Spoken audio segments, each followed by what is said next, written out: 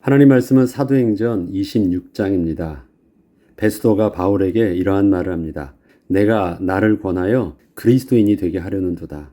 바울이 법정에서 변론을 했는데 가만히 듣다 보니까 그게 변론이 아니라 바울이 복음을 전하고 있었다는 것을 베스도가 눈치채고 이렇게 말한 것이었습니다. 오늘의 본문은 25장에 이어 바울이 새롭게 부임한 총독 베스도와 분봉왕 아그리빠 그리고 그의 누이 버니게 앞에서 어떻게 자신이 회심하여 그리스도를 전하게 되었는지를 계속 이어서 전하고 있습니다. 특히 바울 자신이 과거 유대교의 열심이었던 때의 이야기를 하면서 자신이 얼마나 기독교인들에 대해 적대감을 가지고 심하게 기독교인들을 박해하였었는지와 그리고 그렇게 열심을 다하고 있던 중에 어떻게 자신이 그렇게 핍박하던 예수 그리스도를 만나게 되었던지를 그 사실을 간증하였습니다.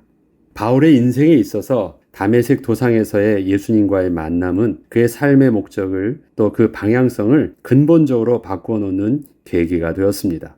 그는 예수님과의 만남 이후 자신의 남은 생애를 어떠한 일을 하며 또 어떻게 살아야 하는지에 대해 분명히 깨닫게 되었기 때문이었습니다.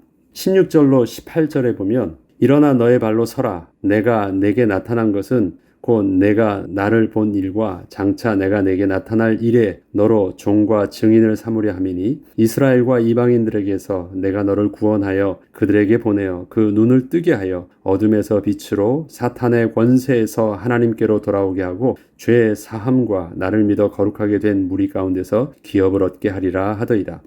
이처럼 바울은 하나님께서 자신을 이스라엘과 이방인들에게 보내서 그들의 눈을 뜨게 하여 어둠에서 빛으로 또 사탄의 권세에서 하나님께로 돌이키게 하시기 위해 만나주셨고 또 자신을 회심케 하여 주셨다는 것을 그렇게 깨달았던 것입니다.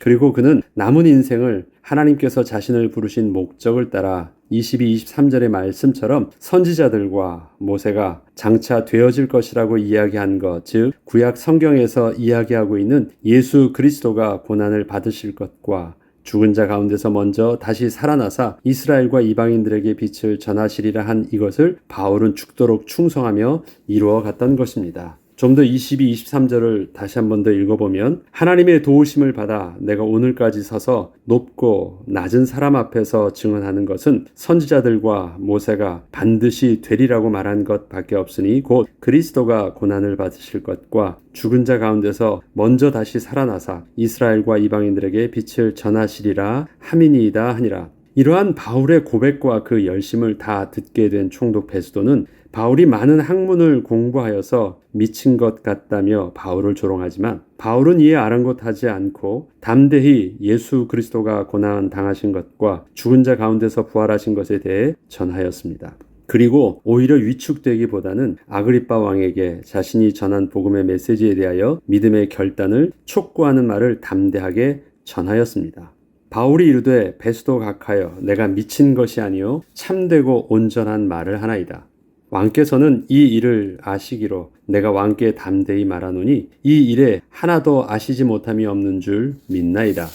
이 일은 한쪽 구석에서 행한 것이 아니니이다. 아그리빠 왕이여 선지자를 믿으시나이까? 믿으시는 줄 아나이다.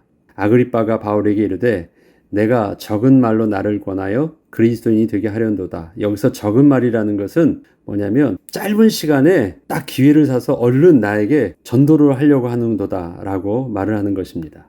바울이 이르되 말이 적으나 많으나 당신뿐만 아니라 오늘 내 말을 듣는 모든 사람도 다 이렇게 결박된 것 외에는 나와 같이 되기를 하나님께 원하나이다 하니라.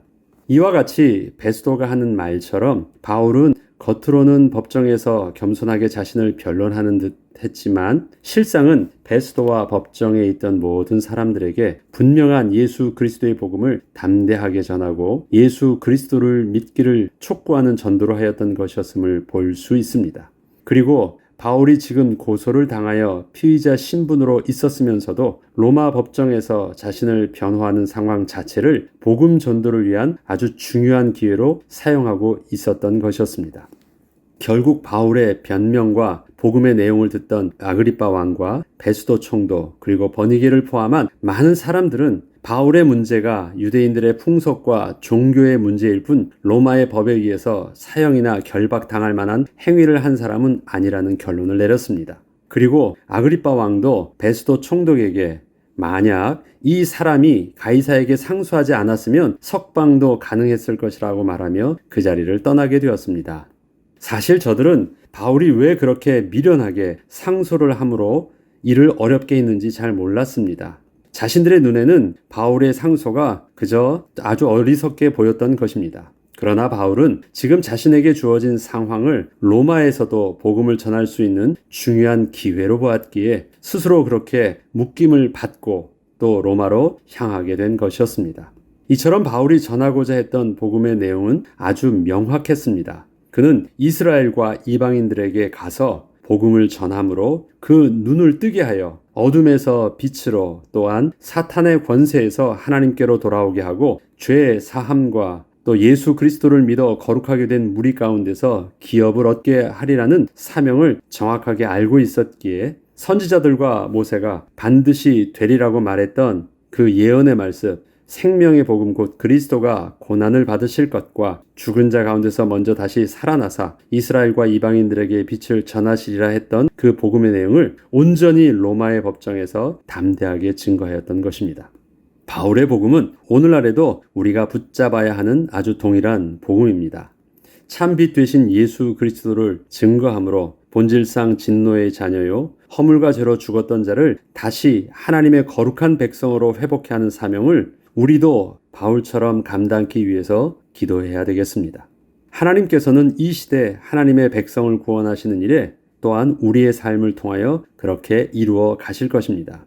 성령의 내주하심 가운데 하나님의 주권적 섭리 속에 인도함을 받고 있는 우리의 삶에는 어느 것 하나 잘못된 일이나 큰일 날 일은 없습니다. 마침내 하나님의 나라를 회복하시기까지 우리의 삶의 만남과 사건들을 통하여 하나님께서는 모든 것이 합력하여 선을 이루게 하여 주실 것입니다. 지금은 우리에게 일어나는 사건들, 우리에게 되어졌던 일들이, 문제들이 나를 어렵고 힘들게 한 것처럼 보이지만 결국 지나고 나면 하나님께서 하나님의 백성을 통하여 이루고자 하셨던 하나님의 그 구원의 섭리들을 지금의 우리에게 있어지는 그 만남과 사건들을 통하여 또 그렇게 분명히 이루어 가시는 것을 훗날에는 또 우리 깨닫게 되고 보게 될 것입니다.